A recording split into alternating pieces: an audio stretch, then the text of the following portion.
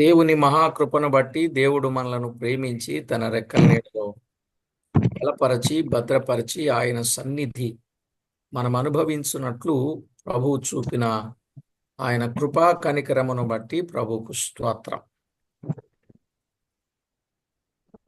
For all the ways and messages that God has been showing to us in order to come to His presence, Lord and Jesus, in the name of Lord and Savior Jesus Christ. దేవుని దయ వలన మనము తిరిగి మరొక కూడికలో పాలు పంపులు పొందగలిగాం. ప్రభువును ఘనపరచడానికి ప్రభువు చక్కని అవకాశాన్ని ఆయన మనకు అనుగ్రహింపజేశారు. Today, by the grace of the Lord, we have entered into another second meeting. It's God's grace only. For that, we have to thank our Lord. మనము అబ్రహాము జీవితములో నుండి ఇస్సాకు జీవితములో నుండి ఎన్నో ఆధ్యాత్మిక పాఠాలు వింటూ యాకోబు జీవితములో ఉన్న మరికొన్ని సంగతులు సత్యాలు పాఠాలు వింటూ వస్తున్నాం. Having studied the character studies of Abraham as well as the character study of Isaac, these days we are concentrating upon the character study of Jacob, and we are learning many spiritual truths and also illustrations. దేవుని వాక్యమైన Bible గ్రంథము నుండి ఆదికాండం 35వ అధ్యాయం 1 నుండి 8 వచనాలు చదువుకుందాం. For today's study, let us turn to the book of Genesis, chapter 35, verse 1 to 8. దేవుడు యాకోబుతో, నీవు లేచి బేతేలునకు వెళ్ళి అక్కడ నివసించి నీ సహోదరుడైన ఏశావు ఎదుట నుండి నీవు పారిపోయినప్పుడు నీకు కనబడిన దేవునికి అక్కడ బలిపీఠమును కట్టుమని చెప్పగా, యాకోబు తన ఇంటి వారితోనూ తన యొద్దనున్న వారందరితోనూ, మీ యొద్దనున్న అన్య దేవతలను పారవేసి మిమ్మును మీరు శుచిపరచుకుని మీ వస్త్రములను మార్చుకొనుడి. మనము లేచి బేతేలునకు వెళ్ళుదము. నా శ్రమ దినమున నాకు ఉత్తరమిచ్చి నేను వెళ్ళిన మార్గమున నాకు తోడయుండిన దేవునికి బలిపీఠమును అక్కడ కట్టెదనని చెప్పెను. వారు తమ యొద్దనున్న అన్య దేవతలనన్నింటినీ తమ చెవులనున్న పోగులను యాకోబునకు అప్పగింపగా, యాకోబు షెకెము దగ్గరనున్న మస్తకి వృక్షము క్రింద వాటిని దాచిపెట్టెను. వారు ప్రయాణమైపోయినప్పుడు దేవుని భయము వారి చుట్టూనున్న పట్టణముల మీద నుండెను గనుక వారు యాకోబు కుమారులను తరుమలేదు. యాకోబును అతనితోనున్న జనులందరూ కనానులో లూజుకు అనగా బేతేలునకు వచ్చిరి. అతడు తన సహోదరుని ఎదుట నుండి పారిపోయినప్పుడు దేవుడు అక్కడ అతనికి ప్రత్యక్షమాయన గనుక అక్కడ బలిపీఠమును కట్టి ఆ చోటికి ఏ బేతేలను పేరు పెట్టిరి. రిబ్కా దాది అయిన దెబోరా చనిపోయి బేతేలునకు దిగువనున్న సింధూర వృక్షము క్రింద పాతి పెట్టబడిన దానికి అల్లోను బాకుత్ అను పేరు పెట్టబడిన. In English, these 8 verses of chapter 35, they are like this. And God said unto Jacob, arise, go up to Bethel, and dwell there, and make there an altar unto God that appeared unto thee when thou fled from the face of Esau thy brother. Then Jacob said unto his household, unto all that were with him, put away the strange gods that are among you, and be clean, and change your garments, and let us arise and go up to Bethel, and I will make there an altar unto God, who answered me in the day of my distress, and was with me in the way when I went. And they gave unto Jacob all the strange gods which were in their hand, and all their earrings which were in their ears. And Jacob hid them under the oak which was by Shechem. And they journeyed, and the terror of God was upon the cities that were around about them, and they did not pursue after the sons of Jacob. So Jacob came to Luz, which is the land of Canaan, that is Bethel, he and all the people that were with him. And he built there an altar and called the place El Bethel, because there God appeared unto him when he fled from the face of his brother. But Deborah, Rebekah's nurse, died, and she was buried beneath Bethel under an oak. And the name of it was called Elon Bachuth. Yes, brother. బాకుత్. Uh, చదవబడిన ఈ లేఖనాల కొరకై చిన్న ప్రార్థన చేసి వాక్యాన్ని ధ్యానం చేద్దామండి. Let us wait upon the Lord in prayer, so that God will help us to understand the spiritual inputs that are there in this passage. పరమందు ఆసీనుడవైన మా ప్రియ ప్రభువా, మీ ఘననామానికి స్తోత్రములు. Heavenly seated our Father, we exalt your most holy name and also the reverential name. భూలోకములో ఉన్న మేము పరలోకము చేరగలుగునట్లు పరిశుద్ధమైన వాక్కుల చేత మమ్మను దినదినము సరిచేస్తూ సరి అయిన మార్గములో నడిపించడానికి మీరు ఇష్టపడుచున్నందుకు స్తోత్రములు. Thank you, Lord. With your willing heart, you have been leading with your Holy Spirit to come to their presence, learn thy word, and reach heaven by being on this earth through thy grace only and through the study of thy word. మీ నామ మహిమార్థమై యాకోబు జీవిత ధ్యానాలు మా జీవితానికి పోల్చుకొని మీకెంతో మహిమ తేగలుగునట్లు మా ప్రాణాత్మ దేహములను సిద్ధపరచుచున్నందుకు కృతజ్ఞతలు చెల్లించుచు. Thank you, Lord. You have been preparing us in such a way in our body, mind, and spirit to learn the life values of Jacob and imbibe those qualities in our lives. For that also we exalt you, Father. మా ప్రభువు రక్షకుడైన యేసు క్రీస్తు నామమున వేడుచూ ఉన్నాము తండ్రి. In the name of Lord and Savior Jesus Christ, we sub this prayer. Amen. Amen. ప్రభునందు ప్రియులారా, ఆదికాండములో 35వ అధ్యాయం ఎంతో విశేషమైన అధ్యాయం అని మనం చెప్పాలి. The one chapter, that is chapter 35 of Genesis, is a unique chapter. ఈ అధ్యాయములో ముఖ్యంగా బేతేలులో బలిపీఠము కట్టిన యాకోబును చూస్తాం. In this chapter, especially, we can view how Jacob built an altar at Bethel. ఇందులో మన ప్రభు ఆశీర్వాదము అభివృద్ధియు కలిగించువాడైన క్రీస్తును మనము తేటగా చూస్తాం. At the same time, we can see our Lord Jesus Christ in this chapter as who blesses us and also who increases us. ఇందులో దాదాపుగా 29 వచనాలున్నాయి. ఈ 29 వచనాలను 5 భాగాలుగా మనము గమనించవచ్చు. There are altogether 29 verses. All these 29 verses can be segmented into 5 parts. 1 నుండి 8 వచనాలు బేతేలులో బలిపీఠము కట్టిన యాకోబు. 1 to 8, that first part deals with Jacob's erecting an altar at Bethel. 9 నుండి 15 వచనాలు ఆశీర్వాదము పొంది పానార్పణము చేసిన యాకోబు. 9 can see Jacob being blessed, and also as a drink offering he offered a special offering to God. 16 నుండి 22 వచనాలు బెన్యామీనును కనిన యాకోబు. 16 to 22 we can see the birth of Benjamin. 23 నుండి 27 వచనాలు వంశావళి కలిగిన యాకోబు. From verse 23 to 29 we can see the person Jacob as having genealogy.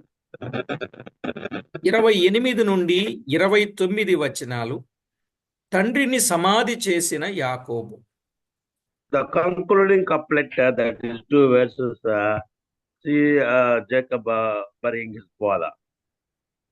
ఈ అధ్యాయం అంతటిలో ఉన్న ఉపోద్ఘాతమును మనము క్లుప్తంగా వినినట్లయితే If we concentrate upon the introduction of this chapter 35, యాకోబునకు కలిగినటువంటి అనుభవాలలో శ్రేష్టమైనవి చూడగలం. we can see the experiences that Jacob underwent. Special experience we can envision in this part. ఒకటి, బేతేలులో దైవ దర్శనము పొందుట. Firstly, we can see that Jacob, he had the vision of God, the manifestation of God. That's the first experience. ఇది 28వ అధ్యాయం. This chapter 28. రెండవది, పెనూయేలులో దేవునితో పోరాడి ఆశీర్వాదము పొందుట. ఇది 32వ అధ్యాయం. Chapter 32 deals with Jacob's wrestling in prayer with God in Penuel. That is the experience in Penuel in chapter 32. మూడవది, బేతేలులో బలిపీఠము కట్టి ఆశీర్వదించబడుట. Thirdly, third experience is the present experience where Jacob erects an altar to the Lord and worships the Lord. కనుక 28వ అధ్యాయం, 32వ అధ్యాయం, 35వ అధ్యాయములో దేవుని సెలవు ప్రకారం బలిపీఠము కట్టి ఆశీర్వదించబడి పానార్పణము చేసి బెన్యామీనును కనుటను మనము ఈ 35లో చూడగలం. In this 35th chapter, we can see Jacob erecting an altar and also worshiping the Lord and also begetting Benjamin. These things we can see in this chapter 35. మనము 1 నుంచి 8 వచనాలు చదువుకున్నాం. ఈ 1 నుంచి 8 వచనాలలో బలిపీఠము కట్టిన యాకోబును మనము జ్ఞాపకం చేసుకుంటాం. Earlier in the initial of this session, we could read the first 8 verses that's about Bethel's erecting an altar to the Lord. దేవుడన్నాడు యాకోబుతో, నీవు లేచి బేతేలుకు వెళ్ళి అక్కడ నివసించి బలిపీఠము కట్టుమని చెప్పుచూ ఉన్నాడు. In the initial verse of this chapter, God instructs Jacob to arise and go to Bethel and where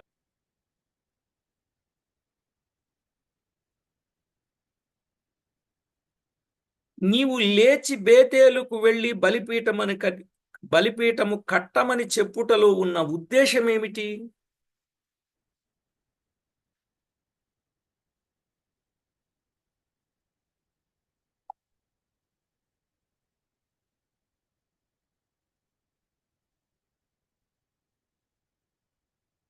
అన్నా pass పెట్టండి.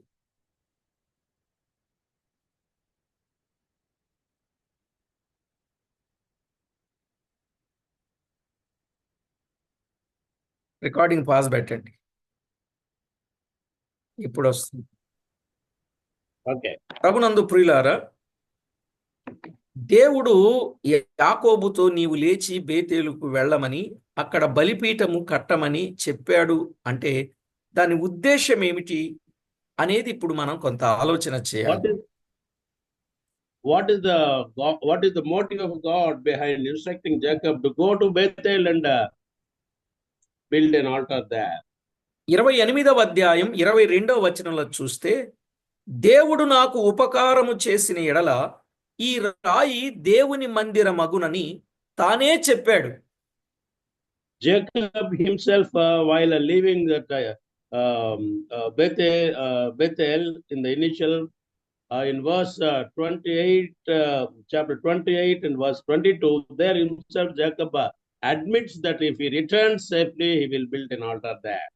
అయితే దేవుడు ఇన్ని ఉపకారములు చేసి ఉండగా అతడు తనంతట తానే బేతేలుకు వచ్చి తన మ్రొక్కుబడి చెల్లించుటకు ఆలస్యము చేయుచున్నాడు, అందుకే నీవు లేచి బేతేలుకు వెళ్ళుము అని చెప్తూ ఉన్నాడు. Jacob forgot his promise that he made to God that if I return, yes, I will build an altar. Jacob forgot that. Now God is reminding him. దేవుడు చెప్పడం కాదండి, అది దేవుడు హెచ్చరిస్తున్నాడు అని మనం చెప్పాలి. So it's not simply plain words, but it is an exhortation to Jacob. ద్వితీయోపదేశ కాండం 23వ అధ్యాయం 31వ వచనం ప్రకారంగా ఏం చెప్పాడు? According to the book of Deuteronomy, chapter 23, verse 31, నీవు మ్రొక్కుబడి చెల్లించుటకు తడవు చేయకూడదు, అది నీకు పాపమవుతుంది అన్నాడు. there it is written that if at all you make a oath to the Lord, you cannot delay that and you have to fulfill that, otherwise it will become a curse for you. ఆ, ఎప్పుడైనా ఒక మాట మనము చెప్పిన తర్వాత దేవునికి మ్రొక్కుబడి చెల్లిస్తానని అన్న తర్వాత మనము గాని తడవు చేసినట్లయితే ఒకటి అది పాపం అవుతూ ఉంది. If at all we make a promise to the Lord, if you don't realize that in reality, practicality, it will become a curse for us. సామెతల గ్రంథం 20వ అధ్యాయం 25వ వచనంలో మ్రొక్కుకొనిన తరువాత దానిని విచారించుట అది ఉరియగును అని వ్రాయబడింది. In the book of Proverbs, chapter 20, verse 25, it says that if at all you make a delay in fulfilling the promise that you made, it is also become a sin for you. కనుక ప్రభునందు ప్రియులారా, దేవుని వాక్యములో చెప్పబడినట్లు మనం ఎప్పుడైనా మన నోట నుండి వచ్చిన ఏ మాట అయినా దానిని తప్పనిసరిగా నెరవేర్చాలి గాని మనమెన్నడూ తప్పిపోకూడదు. As and when we make a promise or oath to the Lord, always we have to keep that in mind and we have to fulfill that in the right time. Otherwise, it will become a sin for us, a snare for us. ద్వితీయోపదేశ కాండం 23:21 అండి. నేను 31 అన్నట్టున్నాను. 21 Earlier, I gave the reference from the book of Deuteronomy. The right reference is chapter 23, verse 21. నీవు నీ దేవుడైన యెహోవాకు మ్రొక్కుకొనిన తరువాత ఆ మ్రొక్కుబడిని చెల్లించుటకు తడవు చేయకూడదు. నీ దేవుడైన యెహోవా తప్పక నీ వలన దానిని రాబట్టుకొనును, అది నీకు పాపమగును. తప్పక రాబడతాడు, తిరిగి మళ్ళీ అది పాపం అవుతుంది. In English, the verse goes like this: when thou shalt vow unto the Lord thy God, thou shalt not slack to pay it, for the Lord thy God will surely require it of thee, and it will be sin in thee. ఆ loss ఏదో విధంగా loss అయిపోతారు, తర్వాత మళ్ళీ అది పాపం అవుతుంది. జాగ్రత్త అండి. One way or the other way, God will definitely attract that oath from you, that will sin for you. కనుక ప్రతి వ్యక్తి లేఖన సత్యాన్ని గుర్తించాలి. దేవునికి మహిమకరంగా మనము జీవించాలి. So it's a mandatory for us to understand the spiritual truth and abide by the truth. అదే సామెతల గ్రంథం 20వ అధ్యాయం 25వ వచనంలో ఏమన్నాడంటే, The book of Proverbs, chapter 20, verse 25, it is like this: వివేచింపక ప్రతిష్ఠితమని చెప్పుటయు, మ్రొక్కుకొనిన తరువాత దానిని గూర్చి విచారించుటయు ఒకనికి ఉరియగును అన్నాడు. In English, it is like this: Proverbs chapter 20, verse 25. It's a snare to the man who devoureth that which is holy. కనుక And, యాకోబు afterwards, తడవు చేయుచున్నాడు. Jacob, here in this context, he has forgot that and he is not at all thinking about that. అందుకే దేవుడు నీవు లేచి బేతేలుకు వెళ్ళి అక్కడ నివసించి బలిపీఠము కట్టమని చెబుతూ ఉన్నాడు. యాకోబును దేవుడు ఎంత ప్రేమించి తెలియజేస్తున్నాడో, హెచ్చరిస్తున్నాడో, జ్ఞాపకం చేస్తున్నాడో మనం అర్థం చేసుకోవాలండి. We can understand how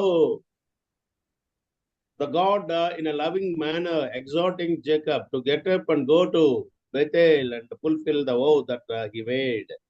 కనుక మనం కూడా దేవునికి ఇచ్చే విషయాలలో గాని, దైవ సంబంధములైన కార్యములలో గాని తడవు చేయుట అనేది న్యాయం కాదు. మనం అన్నమాట నెరవేర్చాల్సిందే. We cannot make a delay in matters of divinity and also in matters that related to God and his dealings. ఇర్మియా గ్రంథములో 48వ అధ్యాయం 10వ వచనంలో ఒక మాట చెప్పాడు. One more similar verse we can, of course, collect from the book of Jeremiah, chapter 48, verse. దైవ కార్యమును అశ్రద్ధగా చేయువాడు శాపగ్రస్తుడు అని చెప్పాడు. There it is written in admonishing manner that the people who delay the works of the Lord, they'll be cursed. సామెతల గ్రంథం 12:24లో చెప్పాడు, శ్రద్ధగా పని చేయువాడు ఏలుబడి చేస్తారు, సోమరులు వెట్టి పనులు చేయవలసి వచ్చును అన్నాడు. In Proverbs chapter 12, verse 24, people who are diligent in their work, definitely they'll be blessed. People who are slack in their works, definitely they'll get cursed. అయితే ఇక్కడ దేవుడు యాకోబును త్వరపెట్టుచూ ఉన్నాడు. Here we can see God is hastening Jacob. యాకోబు దీనా వలనను కుమారుల వలనను వచ్చిన ఆ భయంకరమైన విపత్తుల వలన మనసులో నెమ్మది లేనివాడుగాను, ఆ దేశస్థుల ద్వారా ప్రాణాపాయము కలుగునను భయముతో ఉండగా దేవుడు తెలియచేస్తూ ఉన్నాడు. దేవుడు తెలియజేస్తూ ఉన్నాడు.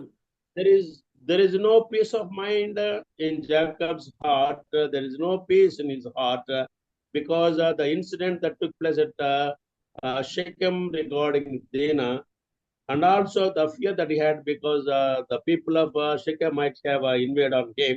Because of these things, Jacob, he is not enjoying peace of mind. That's why God is coming to his rescue. బహుశా దేవుడు ఇప్పుడు ఎత్తి చెబుతున్నాడు అంటే, ఇదిగో నీ కుమార్తె తప్పిదం చేయడానికి కారణం ఇదే అయి ఉండొచ్చు, నీ కుమారులు తప్పిదము చేయడానికి కారణం ఇదే అయి ఉండొచ్చు. ఇప్పుడు నువ్వు ఎంత నష్టపోయావు, ఎన్ని విధాలుగా నష్టపోయావు, ఎన్ని విధాలుగా నువ్వు ఇబ్బంది పడ్డావు, ఇంకా నీ జీవితంలో నువ్వు నష్టపోకూడదు, నువ్వు త్వరగా వెళ్ళు అని హెచ్చరించినట్లుందండి.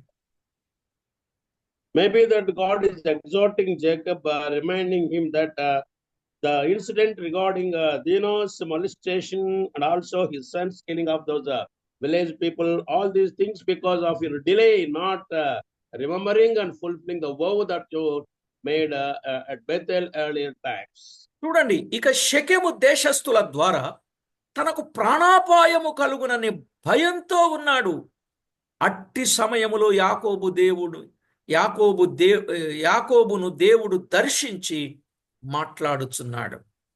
While Jacob was in a great terror, when he was in the fear and dread of the people of Shechem, God came to his rescue and he's talking to him and making him lot of alert in his promise that he made. అందుకే నువ్వు ఆలస్యం చేశావు, నువ్వు బేతేలుకు వెళ్లకుండా ఉన్నావు. వాళ్ళేమో అన్య దేవతలను తగిలించుకున్నారు, వాళ్ళు విగ్రహాలను తగిలించుకున్నారు, రకరకాల వాటిని తగిలించుకున్నారు, చెవులకు తగిలించుకున్నారు, ముక్కులు మూతులకు తగిలించుకున్నారు, ఇక రకరకాల బంగారాలు తగిలించుకున్నారు, రకరకాల వస్త్రాలు ధరించుకున్నారు. వాటన్నింటినీ తీసివేసి మనసు మార్చుకొని శుచిపరచుకొని బేతేలుకు వెళ్ళండి అని దేవుడు చెప్పుటలో ఉన్న ఉద్దేశం ఏంటో ఇక మీరు అర్థం చేసుకోండి. Now God himself coming to his presence and he is talking to him. Entire your household they are being drifted away from reverential fear towards me. They are wearing all earrings and also all types of earthly clothes, and they are behaving like that. So make them sanctified and bring them to the place of Bethel for worship. గత జీవితంలో కూడా బేతేలులోను, అరమ్నహారాయిములోను, పెనూయేలులోను యాకోబు భయముతో ఉన్నప్పుడు దేవుడు అతన్ని ఆదరించిన తీరు మనము చూస్తాం.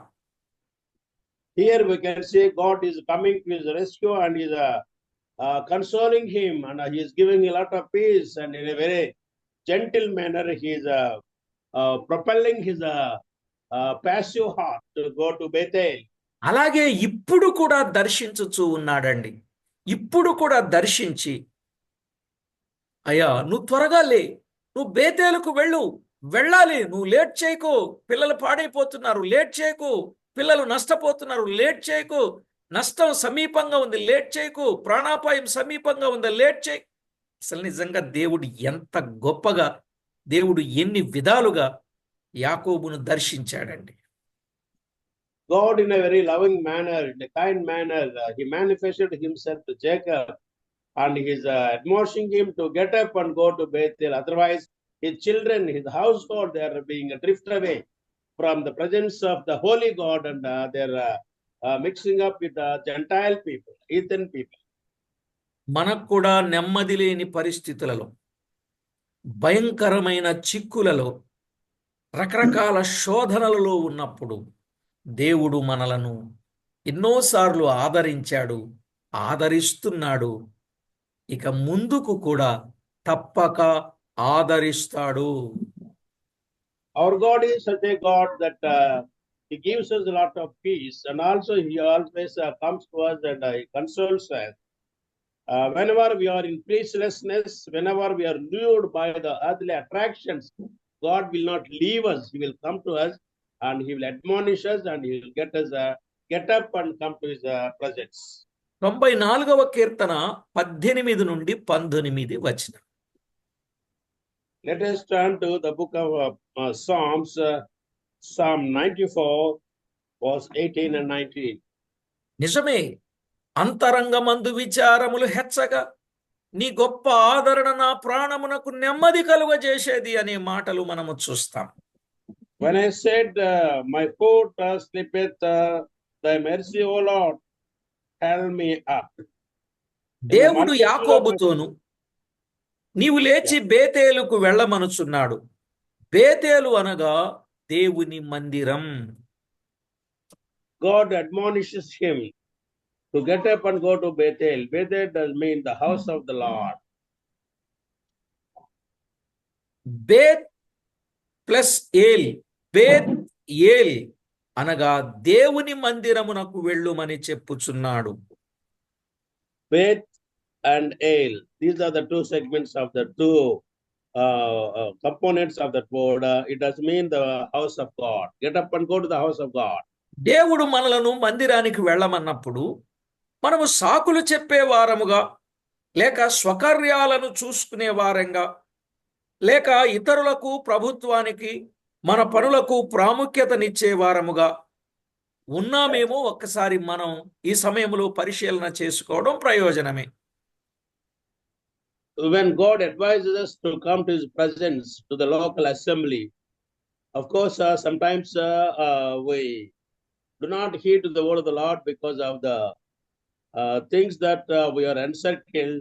That's why God tells us that not to forget to come to his presence at all times. ఇదిగో వెళదాం, అదిగో వెళదాం అని జాగు చేస్తూ ఉన్నామేమో, జాగ్రత్త. We make delays in going to the Lord. We should not make such a delay. 122వ కీర్తన మొదటి చరణంలో ఉన్నప్పుడు యెహోవా మందిరమునకు వెళ్ళుదామని జనులు అన్నప్పుడు సంతోషం. అలాగున ఆ సత్యాన్ని మనము అనుసరించే వారంగా ఉండాలి. David in Psalm 121 in the first verse himself said that I was delighted when people told me, let us go to the presence of the Lord. దేవుని సన్నిధికి వెళ్ళినట్లయితే తన మార్గముల విషయమై ఆయన మనకు బోధిస్తాడు అని మనము ఎరుగుదాం. When we go to the presence of the Lord, to his presence, definitely he will teach us his ways as to how to live on this universe. యెషయా గ్రంథం 2వ అధ్యాయం 3వ వచనం. For that we can turn to the book of Isaiah chapter 2 verse 3. అలాంటి ఉపదేశము వినువారు ధన్యులు అని సామెతలు 8:34లో చూస్తాం. People who listen to the word of the Lord in the wilderness, definitely they are the blessed people. అసలు అది 1000 దినముల కంటే శ్రేష్టం దేవుని మందిరానికి వెళ్ళే వారి అనుభవం అని 84:10లో చూస్తాం.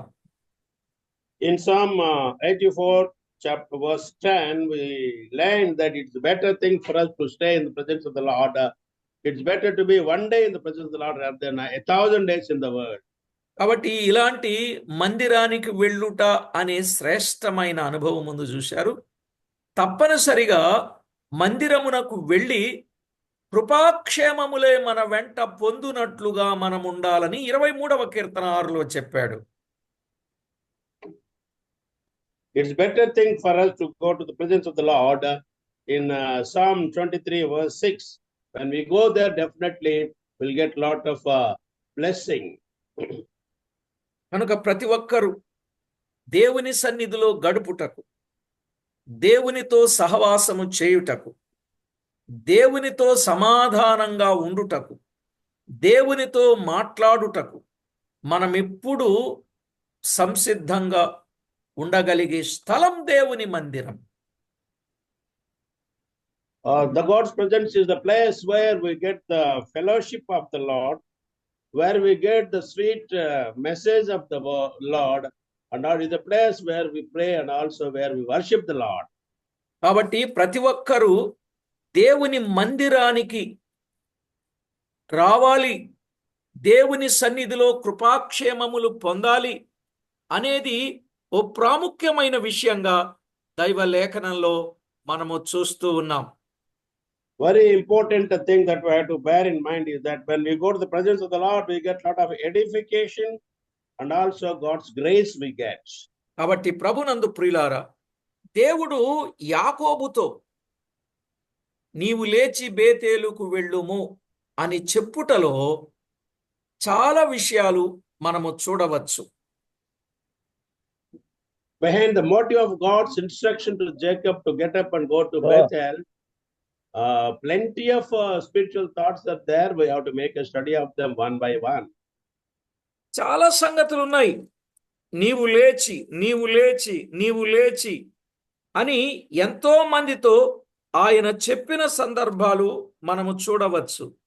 There are plenty of instances where God in a motivating manner instructed his servants in the Bible. తన తాతతో కూడా చెప్పాడు. 12వ అధ్యాయం 1వ వచనం, నీవు లేచి అన్నాడు.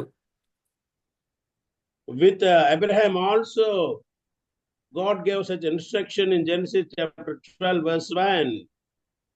ఇలాగున చాలా మందితో నీవు లేచి వెళ్ళాలి, నీవు లేచి వెళ్ళాలి. ఇది ఒక పెద్ద వర్తమానం అండి. నీవు లేచి వెళ్ళాలి అని చెప్పిన సందర్భాలు లేఖనాలలో చాలానే ఉన్నాయి. In the Holy Scriptures, there are plenty of instances. Of course, that's a great subject for us to make a study. Such of the things are there in the Bible for our edification, for our learning. కాబట్టి దేవుని పిల్లలమైనటువంటి మనము దేవుని మందిరపు అనుభవానికి వచ్చి మనలను మనము శుచి చేసుకొని దేవునితో సహవాసము చేయడం, మనం ఏదైతే దేవుని పేరట మాట ఇచ్చామో ఆ మాటను నెరవేర్చుకొని దేవునికి మహిమకరంగా జీవించాలి. మిగతా సంగతులు కూడా చెప్దాం అనుకున్నాను, సమయమైంది. So it's a better thing for us to remember the vow that we made with the Lord, and we have to come to the presence of the Lord at all times, and also we have to sanction with the preparation. We have to go to the presence of the Lord. To have fellowship with the Lord, we have to go to the Lord, and also to enjoy the presence of the Lord, we have to go. కాబట్టి ప్రతి ఒక్కరు దేవునికి మహిమకరంగా జీవిస్తూ ఆయన నామాన్ని మహిమపరచేవారుగా ఉండాలని ప్రభు పక్షంగా ప్రేమతో మనవి చేస్తూ ప్రార్థన చేసుకుందాం.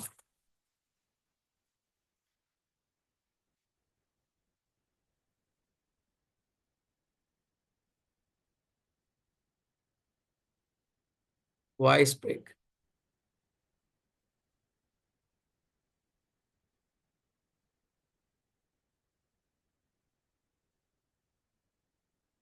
ప్రార్థన చేసుకుందాం.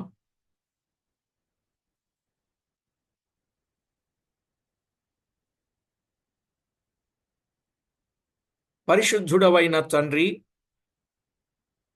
పరమందు ఆసీనుడవైన మా దేవ, మీ గణనామానికి స్తోత్రములు. Holy Father, your heavenly seated Father, we remember your most exalted name, Father. ప్రతి విషయంలో మమ్మను మీరు జ్ఞాపకం చేసుకొని మా భక్తి జీవితం ఎలాగుండాలో, మేము ఏ విషయంలోనూ బలహీనలము కాకుండా బలపరచబడాలో ఆ సంగతులను సారిసారికి మాకు జ్ఞాపకం చేస్తూ మమ్మను బలపరచి భద్రపరుస్తూ ఉన్నందుకు స్తోత్రములు. At every time, as and when we come to your presence, you are speaking to us in such a way that to save God our spiritual life and also to be intact in spiritual matters and to live a pleasing life to you, Father. For that we thank you.